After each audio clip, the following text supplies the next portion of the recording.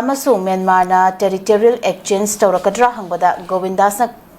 Konto Jamna Pakumama the Pikidre. Tasenoza India Masu Kogi Amadi Myanmar Anigi Marakta Lady Bangam Kai Paringi Lamgi Saru Karakara Lebak Anina exchange owner from Torakpagi Matanga Sida Paumising Hamba Wahangi Pakumda Home Minister Govindas Konto Jamna Pakumam the Piram Kidre Habagi Headlines and Yauri then Aduka Kogi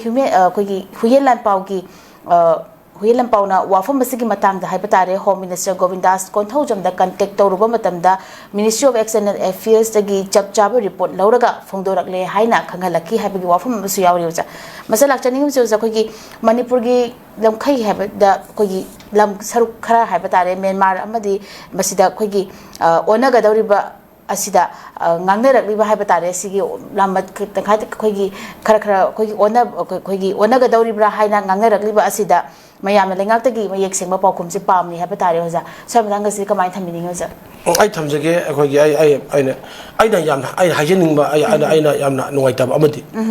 Manipur se akhoi irang amagi irang lal amagi mata lal ama irang lucheni da thopi phum ne leireba hujik Manipur thoiba sahi ohum makhai phadoroba akhoi lal se luchen ma gamji mangda karba lal amu India government khudo to bidoi no ba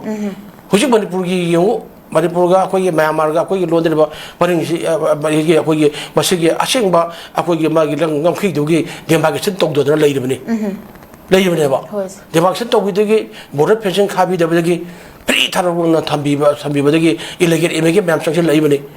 drug by Fiac, Laron, Baki, Mamsang Labani, arm, Kulai, Trogana, I took a few documents, we never. Other upon Kalaba, Langana, I'm going to come the lady neighbor. Otherwise, you want to quit Manipur, Toiva, Manipur, something to Valley, the return a little to Homo, Shimmy can live here. Shaggy lads, Legana. Karana tugaina hodari loiba a fomo jingna ba khanga ba dum ba adu thab tu lakuta dana pri tharo thami mutam bina mo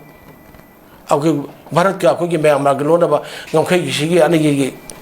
bogi yana ba ke ba puru ko matam da Manipur gi ngam khai khara Myanmar de pitok ko do rena wa pa ni ge ko phong e na ko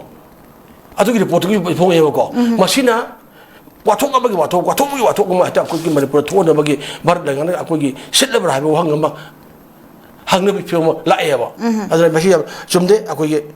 Moy Akoy Bart and Anna Kang Bigger W. Akoy, Maser gave a number Akoy, Quick Pinaki, Kunja, Aguana, and Akoy 49, the Octo Tang Tramadini, Indiana Tin Kimineva Koji. Madame Mahata Maria, Yamale Bangni, India Hanakoy, Miami, Wibakoy, Langak Chambakupa, Haliko, Nintambucho Hali. Adule daga 1949 da go October tranga da akoi mo march to giveni adu major egivenge inabi cheron da chaba leiri nebo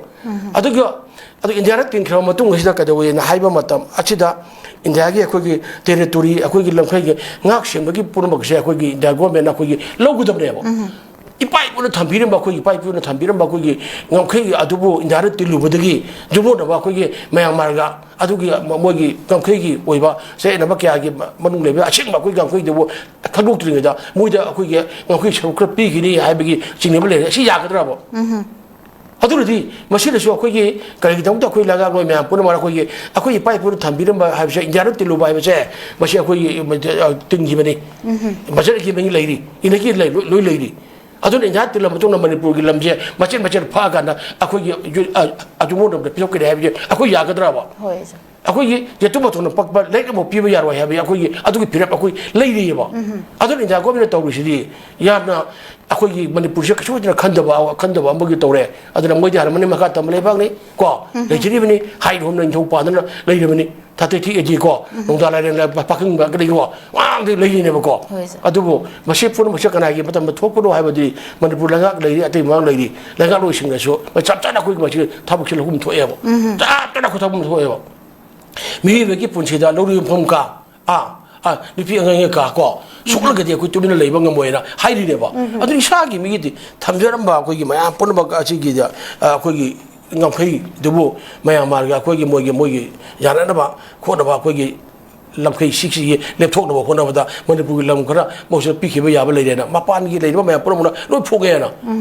phog ya ba do ꯃꯣꯏꯅ ꯄꯥꯎ ꯐꯣꯡꯕ ꯁꯤ ꯄꯥꯎꯗꯨ evidence ꯂꯩꯔꯝꯒꯅꯤ ꯀꯣ ꯈꯨꯗꯝ ꯆꯥꯗꯣꯡ ꯑꯗꯨ ꯂꯩꯔꯝꯗꯅ ꯐꯣꯡꯉꯛꯏꯅꯦꯕ ꯄꯥꯎ ꯐꯣꯡꯕ ꯈꯣꯠꯄ ꯍꯥꯏꯕꯁꯦ ꯐꯣꯡꯕ ꯌꯥꯔꯣꯏꯕ ꯑꯗꯨ ꯌꯨꯝꯐꯝ ꯑꯣꯏꯔꯒ ꯑꯩꯈꯣꯏꯒꯤ ꯐꯣꯡꯉꯤꯅꯦꯕ ꯑꯗꯨꯅ ꯃꯁꯤꯒꯤ ꯃꯇꯥꯡꯗ ꯑꯩꯈꯣꯏ ꯀꯩꯗꯧꯕ ꯇꯥꯏ ꯍꯤꯔꯝꯁꯤꯒꯤ ꯃꯇꯥꯡꯁꯤꯗꯤ ꯑꯩꯈꯣꯏꯒꯤ ꯑꯦꯀꯥꯗꯃꯤꯛꯀꯤ ꯑꯣꯏꯕ ꯃꯤꯐꯝ ꯀꯧꯗꯨꯅ ꯈꯟꯅꯕ ꯇꯥꯏ ꯃꯅꯤꯄꯨꯔꯗ ꯂꯩꯔꯤꯕ ꯂꯥꯏꯔꯤꯛ ꯂꯥꯏꯁꯨ ꯍꯩꯔꯕ ꯃꯌꯥꯝ ꯑꯦꯀꯥꯗꯃꯤꯛꯁꯀꯥꯟ ꯀꯣ ꯄꯨꯋꯥꯔꯤ ꯁꯨꯕ